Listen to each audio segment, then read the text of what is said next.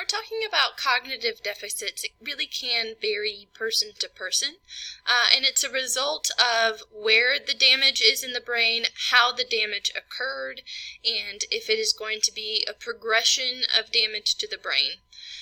So it is an indirect effect on the verbal and nonverbal language, meaning that there are cognitive deficits that can mimic language deficits, and we have to kind of piece apart what each one is. And cognitive and language deficits can co-occur. So someone can have Wernicke's aphasia and a cognitive deficit, or verbal paraphasias and a cognitive deficit, anomia and cognitive deficits. Ultimately, it just boils down to what area is impacted and what that area was responsible for. So looking at this picture over here on the right, these are all images of MRIs. So we see that this injury is here more in the center of the brain, and the same here. So this could affect more of the parietal lobe and sensations, with maybe just a touch on the temporal lobe and some of those subcortical areas. So before I referred to subcortical areas, and you can really see these subcortical areas here. We've divided the brain in half, and these are all the structures beneath. We didn't really focus on them in this class because it is an extensive list. And then down here on this one, we have injury to the left hemisphere, and it looks like it's mostly in the parietal lobe and may extend down into the temporal lobe. We can't quite see. And then there's damage to the occipital lobe and possibly a touch of damage here on the frontal lobe. So this could be an extensive area of deficits, including motor deficits, and remember we said that the left side controls the right side, so there could be paralysis or apraxia, poor movement on the right side of the body. Here we have more damage to the frontal lobe, very close to that sensory strip, and so they can have motor and sensory deficits, maybe some difficulty with moving parts of the body, depending on what side of the brain it is, what side of the body is having trouble. And they could also have problems with interpreting that sensory information. Here we have the left hemisphere again, and let's compare that to this image over here. We can see this one is a little bit more isolated, whereas this person is going to have more global deficits. This one here is going to have more specific deficits because it's involving a smaller area of the brain. The same with this here. Here we have damage more to the occipital lobe in the back of the brain, maybe some of the temporal lobe as well, but it looks mostly occipital. And it doesn't look like it involves any damage to the cerebellum because you can see the cerebellum here at the bottom. Here we again have damage to the left hemisphere, and we know that because we're looking from the front to the back. And then we have damage here on the left hemisphere as well. So when we're looking at the cognitive areas that are impacted, we can go by symptoms. So sometimes these patients come into speech therapy and we don't know their medical history. They're not able to tell us. The caregivers might be very overwhelmed and don't remember the exact details, or we don't have access to the medical records.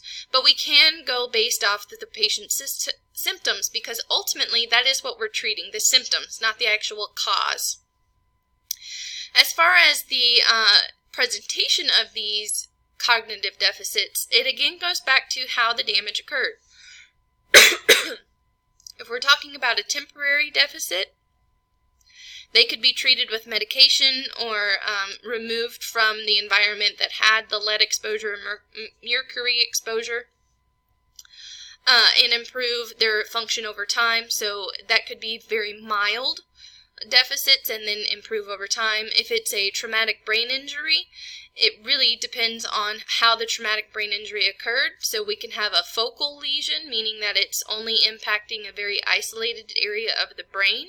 And this could be an example like a gunshot wound, or a baseball bat to the head, or sometimes a fall from a short place.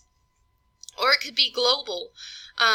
For instance, in a coup contra coup injury that is occurring during a car accident, we have damage to the front of the brain and typically the parietal lobe. And then in dementia, we have a progression of deficits. So they might present with poor memory at the beginning, kind of the hallmark characteristic of dementia, and then over time really impacting more of those higher level cognitive areas like emotions and planning, time management, and orientation. So let's go through the list. For visual perception, we have different deficits, including left neglect. So the left neglect occurs due to injury to the right parietal lobe. And this indicates that the patient can see but cannot perceive the left side of the body. So essentially, they don't know that anything to the left of them exists. Their left hand isn't there if someone walks in from the left side of the room. They don't know that they're there, so they can be startled very easily if something's happening on the left side. If they need to grab their keys off of the desk and it's on the left side of their body, beyond the visual field of the right side, they won't know that the keys are there in front of them. Again, it's not a problem with the occipital lobe, so it's not a problem with vision. It's a problem with interpretation of that visual input. Then we have prosopagnosia, and that is difficulty recognizing faces. And you can imagine how problematic this would be in social situations if someone wakes up after a brain injury and doesn't recognize their mom or their spouse. We have visual agnosia, we spoke about before, where you can see an object but can't tell what it is just by looking at it. And then they can also have poor spatial awareness. And this is not necessarily a social problem unless you're talking about pragmatics in terms of how close somebody stands to you. They might be shoulder to shoulder and not be aware that they're standing that close. It's also a safety issue. They might not see that the stairs are steps. And so that they need to take a step, they could fall very easily, or they don't know how large of a step to take between where they are and where they need to get. They can have problems with initiation or inhibition. In this case, disinhibition. So when we're talking about initiation or getting started in a task, they can have trouble getting up and going, that kind of motivation to start a task. They can also have problems with stopping a task. So if they're writing, they can't stop themselves from writing. Or while they're driving, they just continue driving for hours and hours and they don't know how to stop. They can have poor attention. They can have personality problems where they start experiencing depression. It's very common in dementia. They can have emotional outbursts or hallucinations or paranoia. Sometimes they can have inappropriate responses during conversations where you ask them, why they got the eggs out of the fridge and left them on the counter, and they blow up and get very upset and angry. Or on the flip side of that, they have no emotions in a situation where you should be upset. Maybe somebody passed away. They express no emotions. They could laugh for no reason. If they're at a funeral, they start laughing. They can have impaired memory, which we talked about with dementia, but can be related to other cognitive impairments. And then with executive functionings, these are really those higher levels that rely on the lower levels we've just been talking about. But think about somebody with planning deficits who used to run a small business. In their time management and their organization and their problem solving. If they're running a small business, are they still going to complete those tasks? If they're in a conversation and they know that they have to get to class or they have to get to their job on time, are they going to be able to stop that conversation or cut somebody off or know that they need to stop talking to move on? And then going to awareness of their abilities and limitations, they might not know that they have the problem, and that relates to all of the areas that we're talking about. They don't know that they're getting upset for no reason. They don't know that they don't recognize people's faces. They don't know that they're standing shoulder to shoulder. They can have disorientation. They don't know where they are. They don't know who people are. They don't know what time it is or where they need to be. And then conversationally, they can have echolalia or palalia. Echolalia is repetition of other people and what they say, and palalia is repetition of themselves. So echolalia could be, I had a friend with a mom who had progressive dementia, and she would listen to rap songs in the car with her mom, and then the mom would go into the mall and sing the rap songs. And then palalia is they have a phrase that they say over and over again. And it can be a catchy phrase that they heard on the TV that just kind of sticks and they say it forever and ever. Or it can be they brought up a topic about birds, and then they say, the bird is flying, the bird is flying, the bird is flying, over and over and over again. So when we think about how language is involved with cognitive deficits and how it really affects communication, let's break down just the simple things like inattention. When someone's trying to talk to you and things are happening in the background, maybe you're in a classroom and someone is talking to their friend beside you. Can you maintain attention to listen to the lecture? Or while you're taking a test, are you able to complete that test while someone is tapping their pencil beside you? When you're talking in a crowded room, can you pay attention to the person in front of you, or are you paying attention to everything around you?